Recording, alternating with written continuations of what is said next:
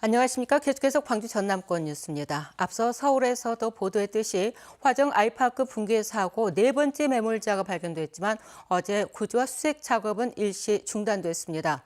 오늘 오전까지도 수색 재개는 어려울 것으로 보입니다. 취재 기자 연결합니다. 유승용 기자, 수색이 아직 재개되지 않은 거죠? 네, 그렇습니다. 수색이 중단된 건 어제 오전 붕괴 건물의 벽에 매달려 있던 커다란 콘크리트 잔해가 무너졌기 때문인데요. 28층에서 떨어진 콘크리트 더미 대부분은 22층 잔해에 걸렸습니다. 일부는 지상으로 추락하기도 했습니다. 다행히 인명피해는 없었습니다.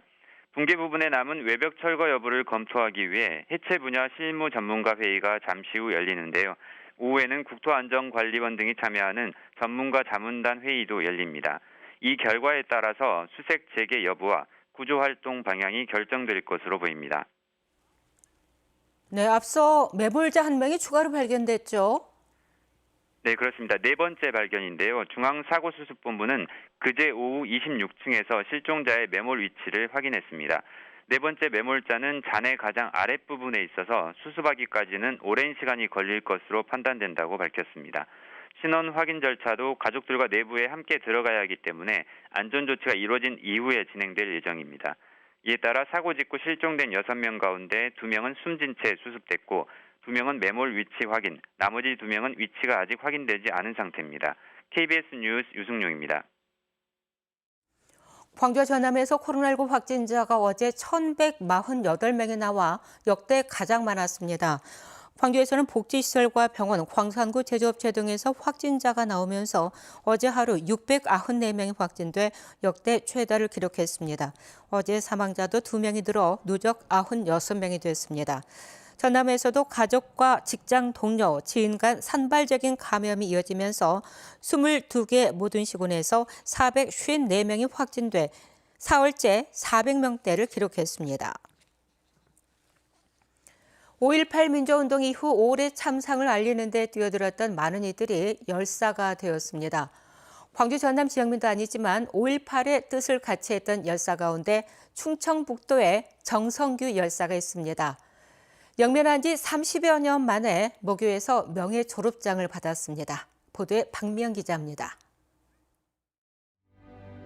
5.18 광주민주화운동과 군부 독재의 실상을 충북 곳곳에 알리고 진상규명과 군정 종식을 촉구했던 고 정성규 열사.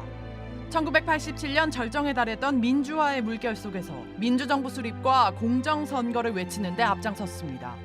하지만 이듬해 여름 민주통일운동 수련회장에서 경찰의 체증을 피하다 숨졌습니다. 충북의 민주화에 큰 불씨가 된 고 정성규 열사 34주기에 모교에서 명예졸업장을 수여했습니다. 민주열사에 대한 충북 첫 사례로 유가족을 대신해 생사고락을 함께했던 동료가 전달받았습니다. 영혼이 굉장히 맑은 친구라고 이렇게 생각. 같이 힘을 모아서 일을 해나가자고 했던 그런 부분이 많이 기억이 좀 납니다. 정치권과 교육계, 시민사회단체도 참된 민주주의를 염원한 고인의 유지를 기렸습니다. 구속이 되었다가 석방이 됐는데 이틀 만에 와서 당신 업무를 다시 일을 시작했고 좋은 인재였는데 잊어버린 거 좀 섭하죠. 30여 년이 흘러 오늘을 사는 우리에게 고인이 간절히 바라는 바가 무엇일지에 대해서도 물었습니다. 가진 자들 편에서 지금 법이 만들어져 있고 이 법을 보다 더 서민들과 함께 더불어 사는 대한민국을 만드는데 우리 젊은 세대가 좀 힘썼으면 좋지 않겠나. 그런 생각하지 않겠나. KBS 뉴스 박미영입니다. 유군기 곡성 군수가 민선 8기 지방선거에 출마하지 않겠다고 선언했습니다. 유군기 곡성 군수는 어제 입장문을 내고 수많은 시간 밤잠을 설치며 나아갈 때와 물러날 때를 고민한 끝에 지방선거 불출마를 결심했다고 밝혔습니다. 재선의 유 군수는 오는 7월 평범한 군민으로 돌아가 곡성군 발전을 위해서 나름의 역할을 하겠다고 덧붙였습니다.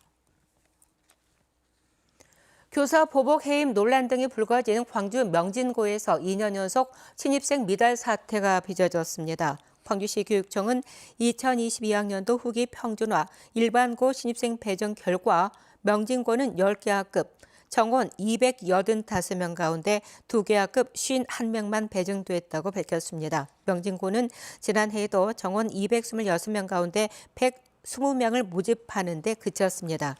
광주시 교육청은 명진고 기피 현상이 올해도 나타난 것으로 보인다며 학교 측과 남녀 공학 전환 등 발전 방안을 협의할 예정입니다.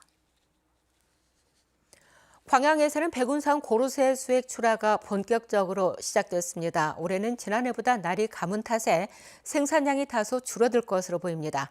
정아람 기자입니다. 수령 100년 이상의 고로쇠 나무들이 자라는 전남 광양 백운산입니다. 나무에 연결된 투명관을 따라 고로쇠 수액이 방울방울 맺힙니다. 지리적 표시제 제16호로 등록된 광양 백운산 고로쇠 수액입니다. 해마다 1월 20일쯤 채취를 시작해 2달간 수확이 이뤄집니다. 올해는 작년에 비해 적설량이 적고 날씨가 가문 탓에 채취 생산량이 크게 줄어들 것으로 보입니다. 가뭄 때문에 지금 뚫어도 어떤 데는 말라서 고로쇠가 안 나오는 데가 있고 또 어떤 데는 나오는 데가 있고 해서 뼈에 좋다고의 일명 골리수라고도 불리는데 입소문을 타면서 주문량이 해마다 늘고 있습니다. 백운산 인근 340여 농가가 공동으로 채취하고 포장해 소비자들에게 전달하고 있습니다. 하고 청결한 물을 생산하여 소비자들이 안심하고 드실 수 있게끔 최선을 다해 노력하고 있습니다. 광양 백운산 고로쇠 수액 채취는 3월 중순까지 계속됩니다. KBS 뉴스 정아람입니다.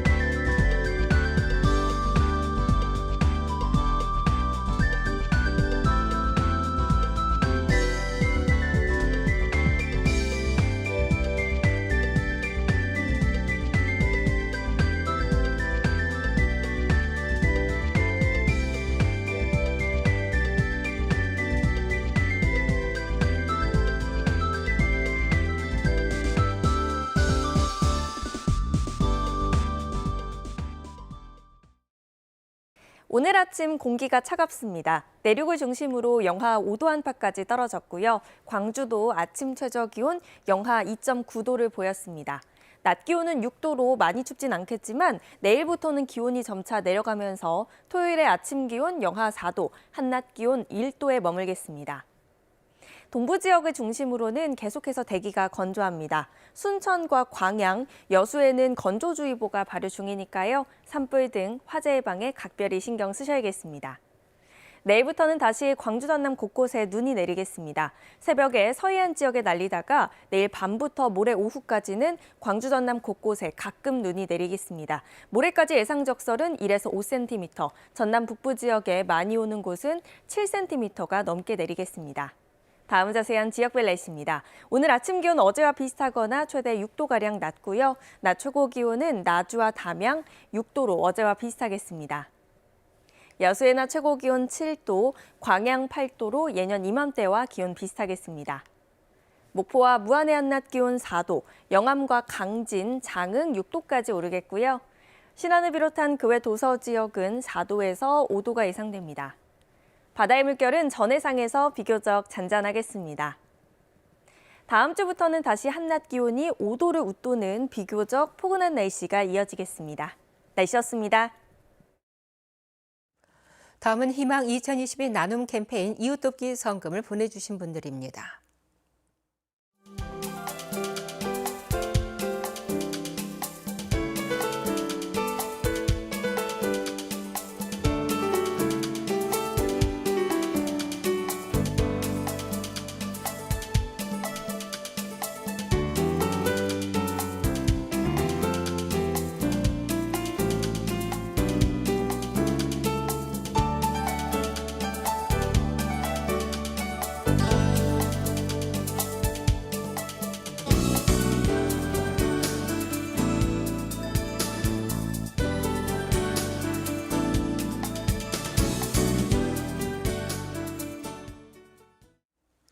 코로나19 확산 속에서도 광주 사랑의 온도탑이 134.4도를 기록했습니다.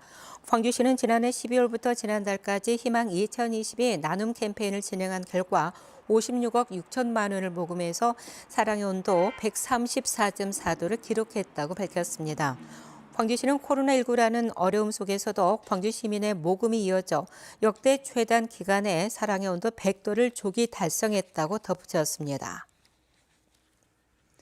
앞으로는 전동 킥보드를 아무데나 방치할 경우에 자동차처럼 견인됩니다. 광주시는 최근 젊은 층이 많이 이용하는 전동 킥보드가 아무데나 방치돼 보행 안전에 위험이 크다고 보고 올 상반기부터 민원 신고 접수 뒤 20분이 지나면 바로 견인할 예정이라고 밝혔습니다. 견인료는 대당 15,000원이 부과되며 시간당 보관료도 물어야 됩니다. 전남도 교통안전시설 확충 등에 올해 470여 원이 투입됩니다. 전라남도는 교통사고를 줄이기 위해서 보행자 안전과 과속 방지 시설, 어린이 교통안전 강화 등에 478억 원을 투입할 예정입니다. 특히 고령 운전자의 운전면허 자진 반납을 유도하기 위해서 인센티브를 10만 원에서 20만 원으로 상향하고 이 미용업소 할인 등의 카드 발급을 추진하기로 했습니다. 전라남도는 지난 2018년부터 교통사고 절반 줄이기 시책을 추진해서 2017년 387명이던 교통사고 사망자가 지난해에는 256명으로 4년 연속 감소했다고 밝혔습니다. 광주 지역 광융합 산업 매출이 3조 원을 넘어섰습니다. 광주시는 2020년 광주 지역 광융합 산업 통계 조사 결과 2020년 매출은 3조 1,450여 원으로 전년보다 15.7% 증가한 것으로 나타났다고 밝혔습니다. 광주시는 코로나19 확산이 지속되면서 체온 측정 적외선 카메라와 광 센서 등의 제품을 생산하는 업체의 매출액이 증가했다고 덧붙였습니다.